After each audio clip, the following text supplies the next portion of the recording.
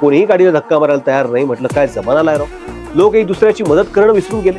शेवटी नाईलाजानं मी गाडीच्या खाली उतरलो आणि एकट्यानं गाडीला धक्का मारायला सुरुवात केली. तुम्हाला सांगतो, मला एकट्याला गाडीला धक्का मारताना पाहून एक नाही, दोन नाही, तीन नाही, 4 लोक आले आणि माझ्यासोबत गाडीला धक्का मारायला लागले.